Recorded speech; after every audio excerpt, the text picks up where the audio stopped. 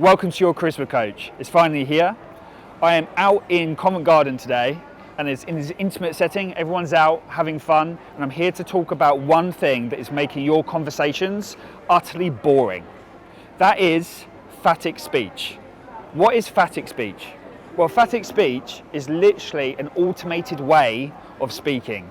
You might see this in the world when someone asks you, how was your weekend? And you go, oh, it was good. It's like, how are you? And someone's going to say, yeah, okay.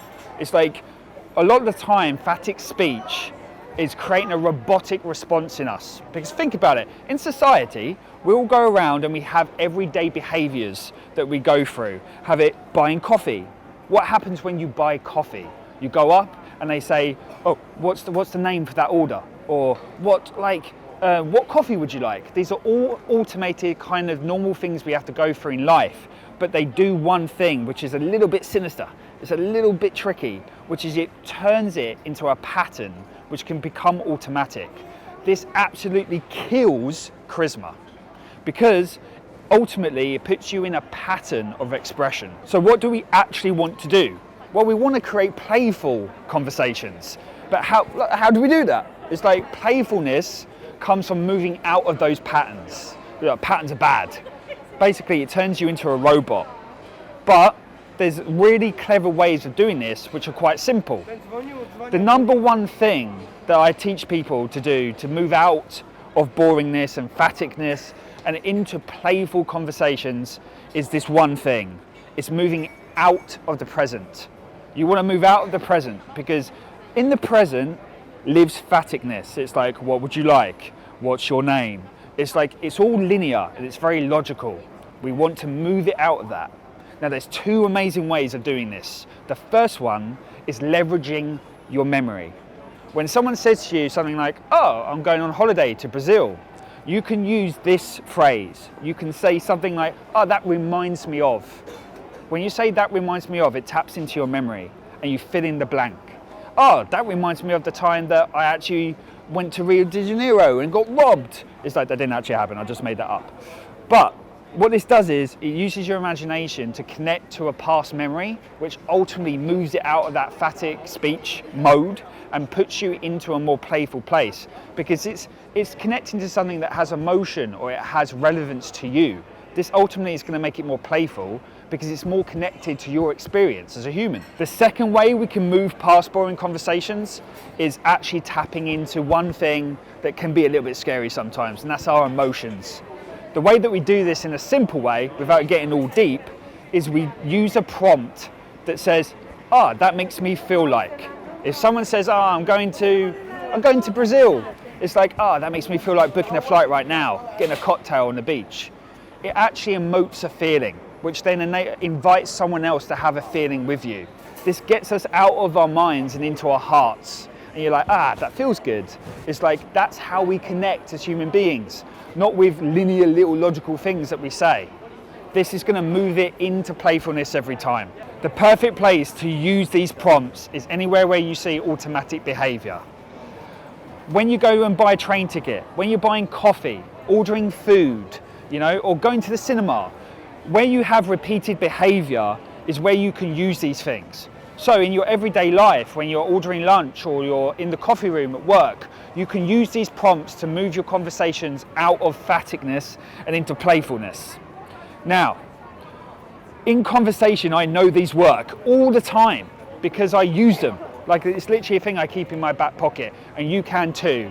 But right now, I want to try something different, and I want to try it as a conversational starter because we're here to break patterns, and that's what we're going to do. So I'm going to go and talk to someone right now. And remember, when you're going out and trying these things, even right now, it would be really easy for me to get into my head about what I'm going to say. It's like, and at the end of the day, as soon as I see something that I want to say to someone, I just say it, Excuse me, that bag just reminds me of the 80s. What? It reminds me of like 80s movies, 80s movies? I really like this bag. Yeah, the colours remind me of like the 80s, I love it. Okay, have a good day, guys. Excuse me, feels like that's really good. It's over there. Yeah, you're like, yes, go. Italy food. I'm getting hungry just looking at it. Thank you. So you can see there that those simple little prompts just create playfulness in the moment. Now, I want you to consider this. If someone has a colourful bag, right, and they go out into the world, what's the obvious thing that someone's probably going to say if they compliment them on that bag? It's probably going to be like, oh, your bag is colourful. But that is phatic speech. Remember that if you say the obvious thing, you are literally playing into that phatic part of life, where it's like, oh, the obvious thing is what everyone would say. Always try to do the opposite, because phatic speech is safe. But when you're keeping it safe, that's literally when that's where conversations go to die. That's literally the graveyard of conversation. It's like if you keep it safe and obvious, it's just flat. Now, I want you to do the opposite. I want you to use these prompts to literally move it into playfulness by saying something that is more connected to you and creating novelty and familiarity.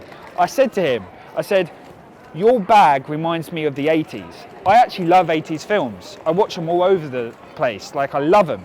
I prefer older movies. So that's something that's close to my heart. And people will feel that if you bring that into the conversation, because it's no longer a generic thing you're saying just to get a response or a reaction. It's actually connected to who you are, and they will feel that in the moment. There's something here that I really want you to pay attention to, which is playfulness is a skill. It's not a performance. It's not something that you have to try really hard to create, but it is something you need to practice, because ultimately, this is what moves you out of that boringness in life. Now, the thing that gets you there is basically understanding that whenever you move a conversation into feeling or into memory or imagination, all these different places you can move a conversation is ultimately going to move it away from that phatic place. This is a chance for you to practice that over and over again. Don't beat yourself up if you don't get it first time. Go out, give it a try, and see how it works for you. And if there's a part of you that feels like, I need help with this, understand that we're here to help, and we have coaching programs, and we can walk you through the process when you need to. Just check out our website. But if you find yourself going out and trying it, I want to know what worked for you and what didn't, and leave it in the comments. And give a little cheeky subscribe as well. See you next time for the next video.